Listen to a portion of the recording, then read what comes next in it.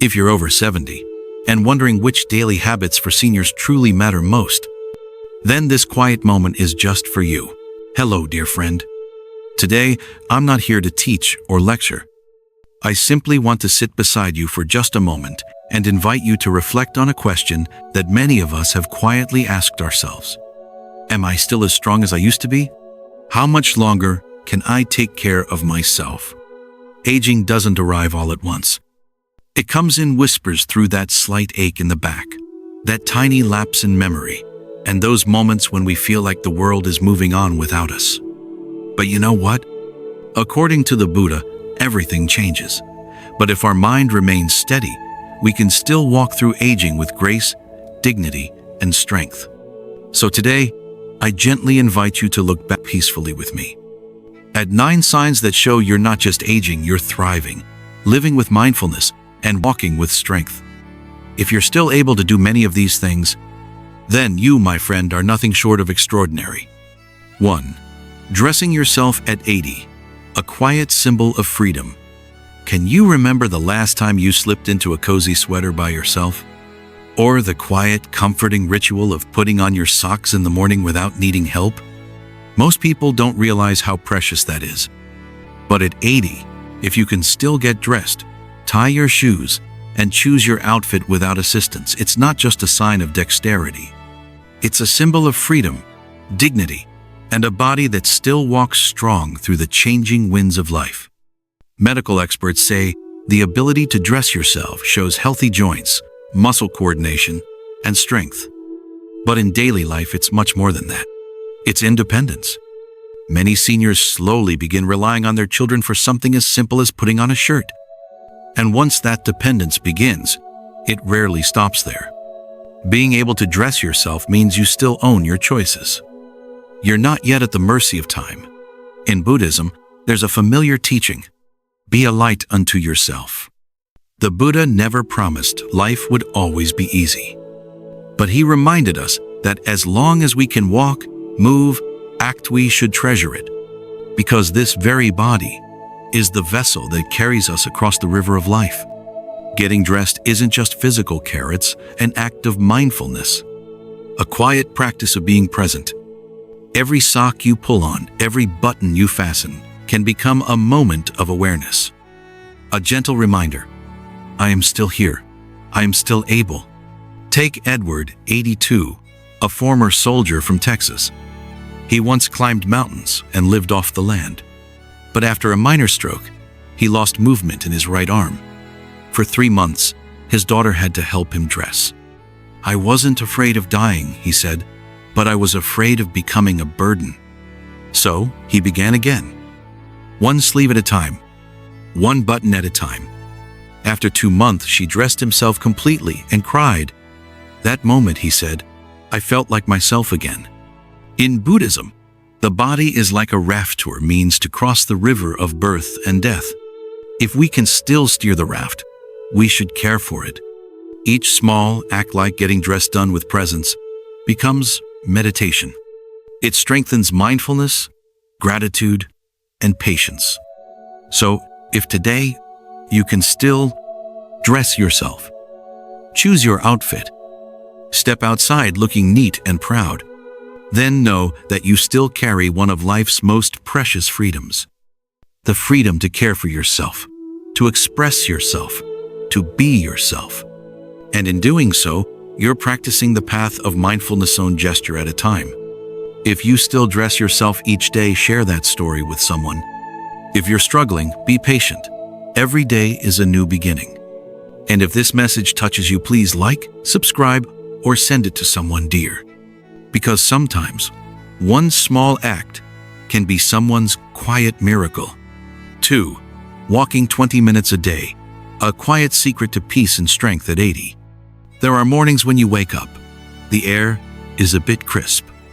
You hear the wind whisper outside the window, and you pause. Part of you wants to stay wrapped in the comfort of bed, but another part gently says, let's just take a short walk. If you still hear that voice in your heart, congratulations. Because if you still feel the desire to move, to go outside, it means you're still alive, still loving life. Doctors around the world agree on one thing. There is no medicine more powerful than the habit of walking regularly. Walking boosts memory. 2. Supports your heart, lungs, and blood pressure. Strengthens muscles and eases joint stiffness. And outdoor sit gives you sunlight, fresh air, and the rhythm of nature. Just 20 minutes a day gives you more than health. It gives you presence, joy, and mindfulness. In Buddhist practice, there's something called walking meditation.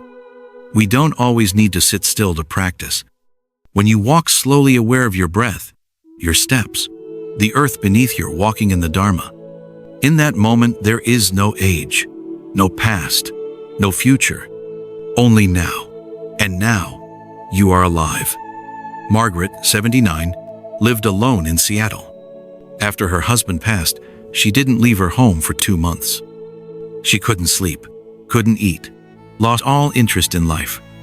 One day, she read a quote, "One mindful step is worth more than 1,000 restless thoughts." So she began. Day 1, from the door to the mailbox. Day 2, a few more steps onto the lawn. Day 10, a full loop around the park. Now, she walks 25 minutes every morning. "I don't know how many years I have left," she says, "but I know each step I take now I am truly living." Walking gives you a reason to leave the house, a moment to wave at a neighbor, an excuse to look at the flowers, listen to the birds, and sometimes just space to breathe and cry if you need. Walking doesn't fix every sadness, but it opens a quiet place for you to feel what you need to feel gently. In the Satipatthana Sutta, the Buddha taught, "When walking, know you are walking. When standing, know you are standing." Not just movement, but awareness of being alive. If you're walking today, that means your heart still beats steadily, your lungs still breathe, your legs still carry you, and your spirit still wants to greet the day. Maybe your knees ache. Maybe you walk slowly or need a cane. That's okay. Walk around the yard. Rest when needed. Every step is a choice to live. Don't wait to feel strong to walk. Walk so you can feel strong. If you still walk every day, I admire you. If you haven't in a while, today is a beautiful day to begin. Walk as if each step brings you closer to yourself. Walk as if life is still waiting for you, just around the corner. And if this message touched your heart, click like, subscribe, or share it with someone you love. Because sometimes, just walking together is enough to make the world feel whole again. 3. Turning your head while walking. A hidden gift of awareness and balance. When was the last time you took a walk outside and simply turned your head to look behind you? Not because you were afraid, but maybe you heard a bird song from the trees, or wanted to wave at a neighbor watering their flowers. It might sound ordinary, but if turning your head is stiff, painful, or throws you off balance, then it's not a small thing anymore. At ages 70 to 80, many people lose flexibility in their neck and shoulders, waking up with a stiff neck, being unable to turn their head while walking, not checking both sides before crossing the street, and the most dangerous, losing balance when turning too quickly. Your ability to turn your head and look over your shoulder while walking says a lot. Your cervical spine, neck, is still flexible. Your balance system, the vestibular system, is still working well. Your neck and shoulder muscles haven't locked up over time. If you can still do this with ease, appreciate it deeply. It's a sign your body still has fluidity and awareness. In Buddhist wisdom, there's a powerful saying, "Turning back is the shore." It doesn't just mean repentance. It reminds us that the ability to look back physically or spiritually is a sign of clarity and wisdom. When someone can no longer look back, whether in body or mind, they are more prone to lose their way or stumble. So every time you turn your head and glance behind you as you walk, you're showing that you're still alert, still present, still in relationship with life. Take Bill, 81, from Oregon. He once fell hard while crossing the street. The reason? He stepped forward without looking left or right because he physically couldn't turn his head. After that fall, he did physical therapy for 3 months, just to be able to turn his neck again without getting dizzy. "I never thought turning my neck was something to be grateful for," he said. "But after that fall, I started cherishing every little motion I still had. Now, each morning, he walks slowly around his garden, and every time he turns to watch the leaves rustle in the wind, he smiles. Picture this. You're walking on a quiet path. You hear a soft rustling behind you. You turn and see a little child laughing. You wave. The child waves back. You smile. That small moment turning your head created a connection. Seniors often feel lonely not because there's no one around, but because sometimes we no longer turn to see the world. If you can still turn, glance, observe, you are still communicating with life.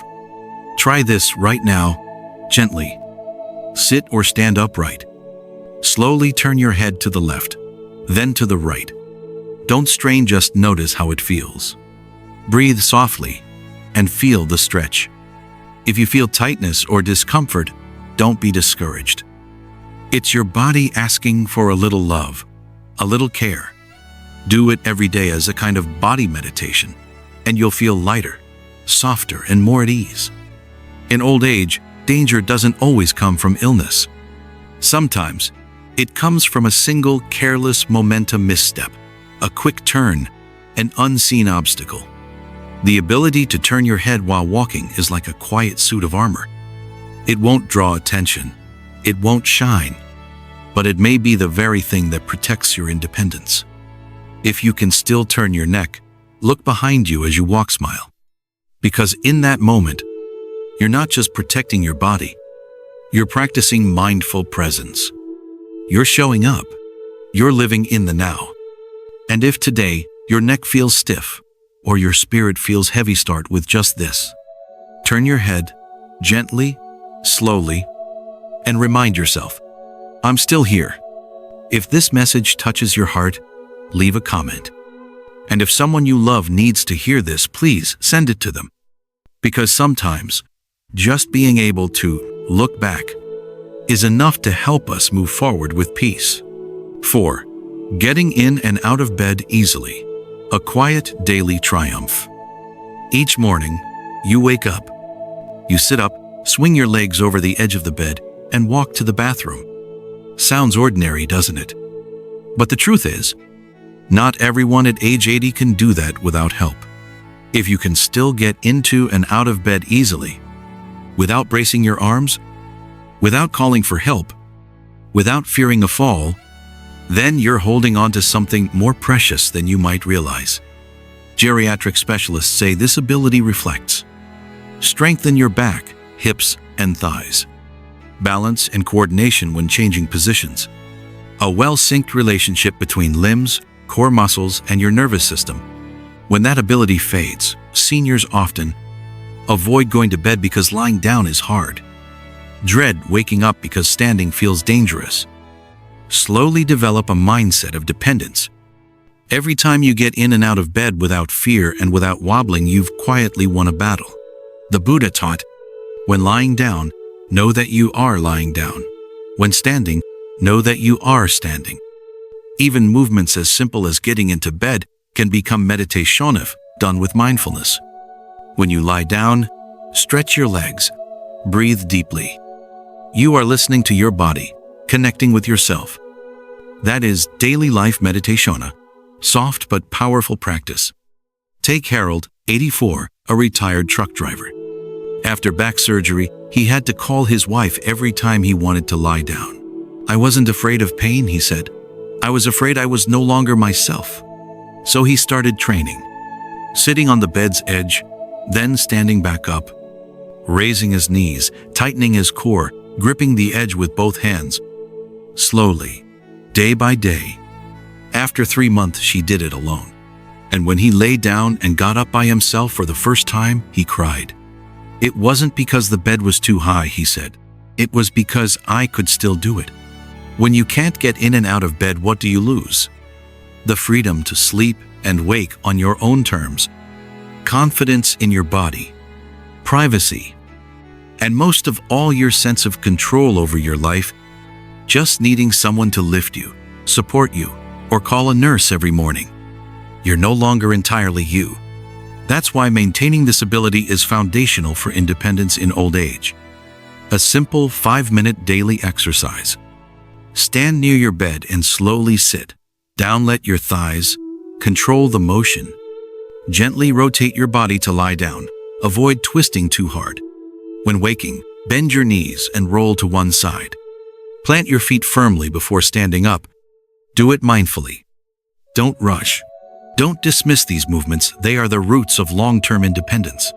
A moment to reflect on the miracle of sleeping and waking. Not everyone gets to fall asleep in peace. Not everyone wakes up without needing someone to lift them, wash their face, or tuck them in. If today you can still crawl into bed, pull up the covers, and get up the next morning by yourself, you're living something many others have lost. A quiet miracle. Be grateful for your body. Keep practicing just a little each day to hold on to this precious gift for as long as you can. And if you're starting to feel weaker, don't despair. Start with small movements. Make each leg bend, each breath, an act of meditation. Leave a comment. Can you still get in and out of bed on your own? What makes you appreciate your body the most? And if this message resonates with you, please share it.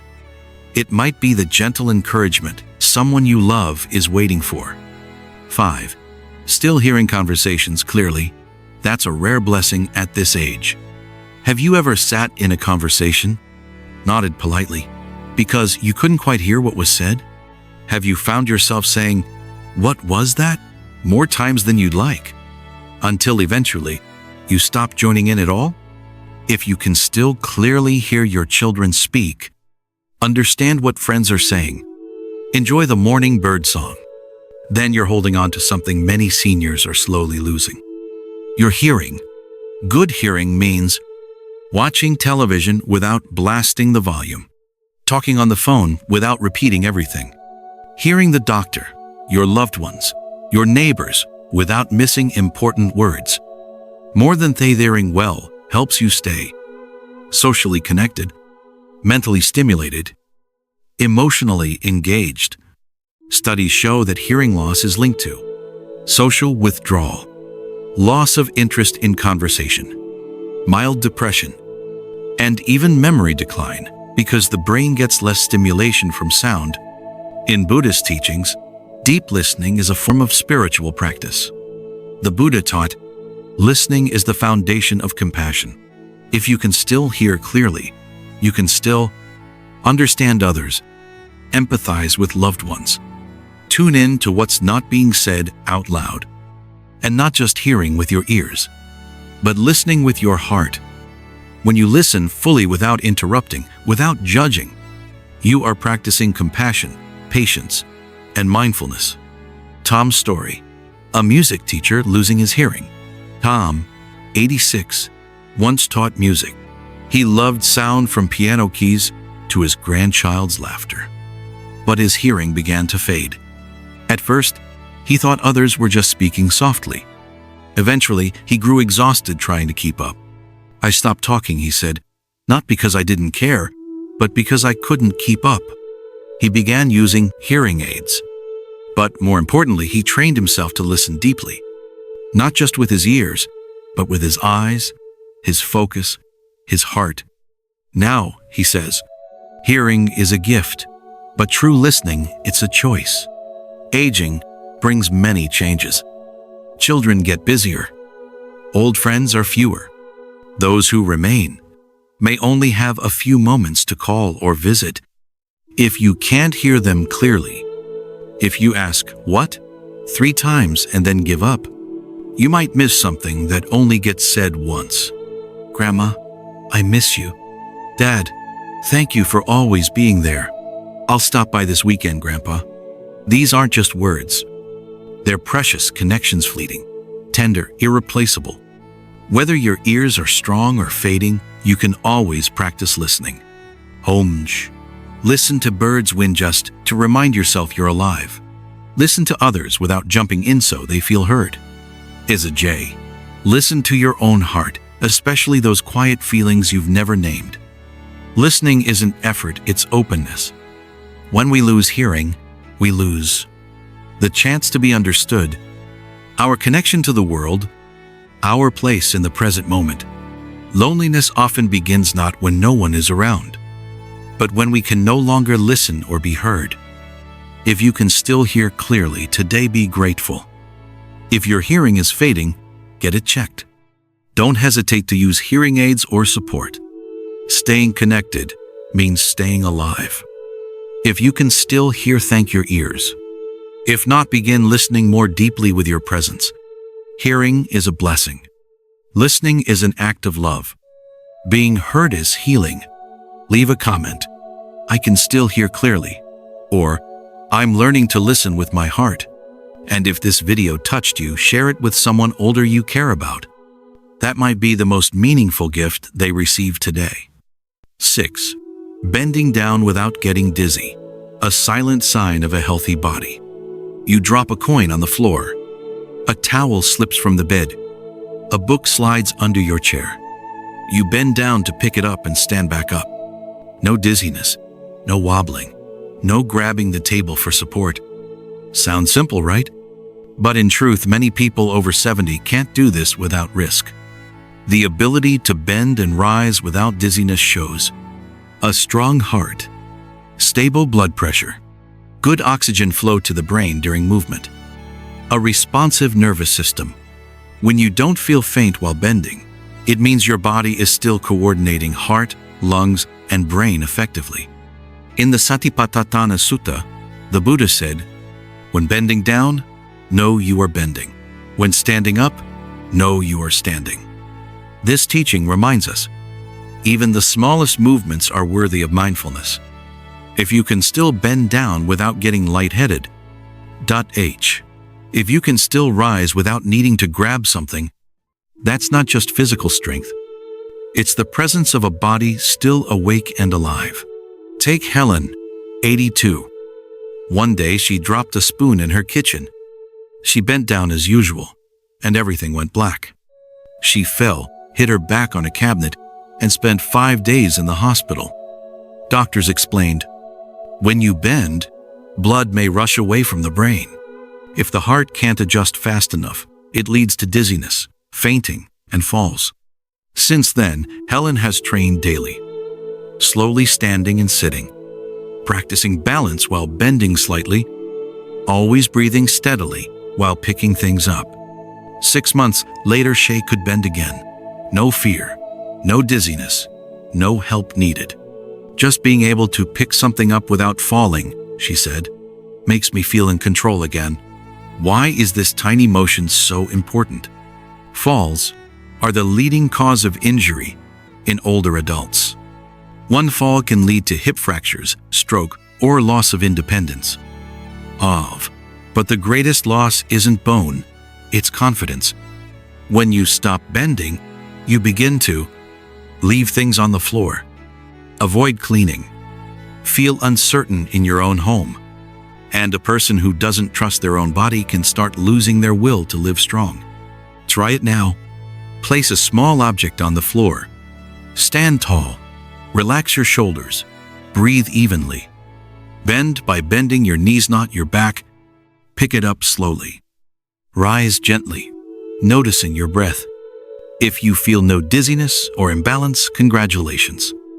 You've passed one of aging's quiet but crucial tests. Sometimes what you pick up isn't just a coin or a towel. It's a little confidence, a piece of your independence, a memory of the strength you still carry. It was just a handkerchief on the floor. But if you bend, rise, and smile, you've just picked yourself back up. If you can still bend down and stand tall, then take it for granted. Thank your heart, your brain, your sturdy legs. And if you know someone feeling weak, share this video with them. Sometimes, one small act of movement can be a turning point. If you've ever picked yourself back up after a fall, share your story in the comments, because your story might give someone else the strength to rise. 7. Writing clearly without trembling, a quiet gift of a steady mind. When you pick up a pen to jot something in a notebook, sign a birthday card, or write down a number, do you notice that your handwriting is still clear, steady, and not shaky? If you answered yes, congratulations. Because being able to write clearly by hand in your 70s or 80s is a golden sign. It shows that your brain, hand muscles, and nervous system are still working in beautiful harmony. Clear handwriting requires many subtle abilities. Your brain sends signals to your fingers, wrist, and forearm, carry out the movements. Your fine motor nerves coordinate it all. And your mind stays calm enough to keep your hand from trembling. At this age, losing the ability to write isn't just losing a skill. It's losing a way to express yourself, to record memories, to leave behind something meaningful. In many Eastern temples, monks hand-copy Buddhist texts, not just to transcribe but to cultivate their mind with each stroke. Writing is like walking meditation with your fingers. If you can still write well, it means you can still practice mindfulness through every line. You can still write prayers, reflections, or messages for the generations to come. Writing becomes a way to speak to yourself, to the past, the present, and the sacred. Joan's story. Letters from the Heart. Joan, 78, from Ohio, has 4 grandchildren. Every year, she writes each of them a personal birthday letter by hand. I don't write because they need to read it, she says. I write because I need to say something meaningful, and words spoken out loud sometimes aren't enough. Though her hands are weaker now, she still practices a few lines in her journal every day. Some mornings my hands tremble, she says, but when I breathe slowly and focus, my handwriting steadies. When my mind is calm, my hands are calm. If your writing is starting to shake, it may mean your brain is fatigued. Your motor nerves are weakening. Or it could be an early sign of Parkinson's or hand coordination issues. But the good news is not all shaking gets worse. You can retrain. You can rebuild. Write a few lines every day. MRDET. Soak your hands in warm water to relax the muscles. Keep your mind still as you pick up the pen. Gentle writing exercises. Write 2-3 lines each morning with your dominant hand. Draw small circles slowly with your index finger. Warm up your hands by rubbing them together for 2-3 minutes. Noinge. Take a deep breath then. Begin. Most importantly, don't rush, don't strain. Writing isn't about speed, it's about soul. Your handwriting is the voice of your heart. When you write your name, you affirm your presence.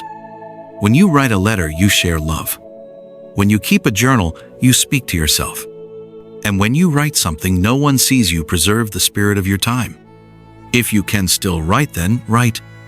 Don't wait for someone to ask. Be proactive. Record, express, preserve, and pass down. Try today. Pick up a pen. Write one thing you're grateful for. One thing you've forgiven. One thing you want to leave for your great-grandchildren. If your writing is still clear, it's not ordinary. It's living proof. You still have control of your hand, your choices, and your life. 8. Balancing on one foot for 10-20 seconds. A quiet test of vitality. Try this now. Stand near a chair or table. Gently lift one foot off the ground. Close your eyes and count. 1, 2, 3. If you can hold it for more than 10 seconds without wobbling or grabbing anything, congratulations. You've just passed a silent but powerful test of aging, what modern science calls a life expectancy indicator. Why is balance so important? Balance isn't just a skill. It's the result of delicate coordination between your brain, your nervous system, poding, the muscles in your hips, legs, and ankles, your automatic reflexes. If any of these decline, you won't just lose physical balance. You may begin to lose emotional balance too. A major study in Japan found people who couldn't stand on one foot for 10 seconds had twice the risk of dying in the next 7 years. The Buddha once said, "If the mind is unshaken, Even a storm can't knock you down. If the body isn't steady, even a speck of dust can make you fall. Balance reflects more than physical strength. It's the image of a steady soul. Maced, when you stand on one foot, it's not just your muscles holding you. It's your full presence in that moment. Raymond's story, regaining strength from one small practice. Raymond, 85, fell and fractured his hip while tying his shoe. Afterward, he was too afraid to stand alone. His Sona physical therapist taught him one simple practice: balance each morning for 10 seconds on one foot. Week 1, 3 seconds. Month 1, 7 seconds. By month 3 to 18 seconds. Not only was my body more stable, Raymond said, but my heart felt less afraid. I felt in control again. Losing balance means losing more than you think. The freedom to walk where you like. Confidence while bathing or dressing. The ability to step outside, climb stairs, or walk with your grandchild. Most importantly, you begin to shrink not just physically but emotionally. You stop trying, stop going out, and stop feeling like yourself. Try this balancing practice at home. Stand near a chair or wall. Look forward and take a deep breath. Lift one foot slowly. Count to 10. Switch sides. Mage. Don't force it. Breathe slowly like a meditation in standing. Feel your whole body recentering itself. Aging isn't scary because of gray hair or wrinkles. It's scary when you no longer believe you can do something.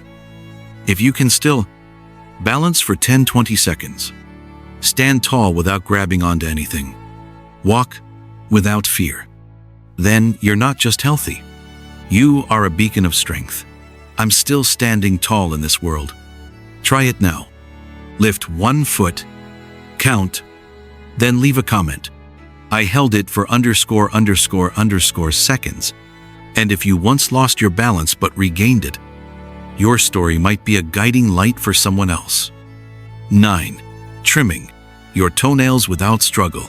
A quiet victory of independence. Can you bend down, lift your foot, and trim your toenails without getting dizzy, hurting your back, or losing your balance? If the answer is yes, congratulations. This isn't just about hygiene. It's a quiet but powerful signal of your overall health, flexibility, and independence. Why does this tiny act matter so much? To trim your toenails, you need flexible hip joints, a strong spine to bend without pain, balance while sitting or standing on one foot, clear vision to see what you're doing, steady hands to avoid cuts or injury. Each of these is part of the foundation that aging gradually chips away. In Buddhism, the concept of self-reliance, lurk, is deeply respected. The Buddha taught, be an island unto yourself, be a lamp unto yourself. Avo.ag. So if you can still trim your own toenails, it's not small. It's a sign you are still in command of your body and your life. Margaret's story, proudly caring for herself at 83. Margaret from Michigan once said, I trim my nails, shave my legs, wash my hair, do my laundry, it's all mine. I do it all. Once, her son offered to hire part-time care. She refused. As long as I can trim my toenails, she said, I don't need someone to do it for me. Each time I bend down, I feel truly alive. When you can't do it anymore, you lose more than a task. You must ask someone else for help. Overgrown nails can cause pain, infection, or torn socks. You start to feel ashamed, withdrawn, and deep down you may feel like a burden. Few talk about it, but many feel, I'm not me anymore, just because they can't do one small thing. How to maintain this ability? Small but meaningful habits. Hooves. Sit and stretch forward every morning to loosen your hips. Practice lifting one foot onto a chair. Hold for 10 seconds. Pick up a towel from the floor 3 times daily. Breathe deeply and slowly while bending. Keep the mind calm, the motion gentle. Maintaining flexibility and control is how we protect our independence. Self-care is the door to dignity. If you can still Handle the little things. Avoid relying on others. Feel in control of your body and choices. Then you are not just strong, you're living with dignity. In the light of Buddhist wisdom, that is true freedom, not given by anyone else, but earned and protected by you. Next time you trim your nails, pause for 5 seconds in gratitude. Your body is still flexible. Your back is still upright. Your hands are still skillful. And more than anything, you can still care for yourself. If you can still do this, leave a comment. I still care for myself. Because sometimes, one small act can inspire thousands who are quietly struggling to hold on. If you've made it this far, then you, like me, are honoring every steady heartbeat, every gentle breath in this aging body. Old age doesn't have to be a sorrowful ending. It can be the most radiant autumn of your life. If you care, listen, and live with gratitude. If you can still do many of the 9 things we shared, embrace your body like an old friend, tired at times, but always faithfully serving you without condition. And if you've begun to grow weaker, don't be discouraged. Start today, with one small movement, one gentle step, or simply with one slow, mindful meal. The Buddha said, "This body is a vehicle, care for it, as you would a raft carrying you across the ocean of life." We don't need perfect bodies. We just need a spirit that doesn't give up. Share below. How many of these 9 signs do you still have? Your story, short as it may be, might be a light for someone searching in the dark. Thank you for still being here, steady, kind, and full of quiet strength. See you in the next video.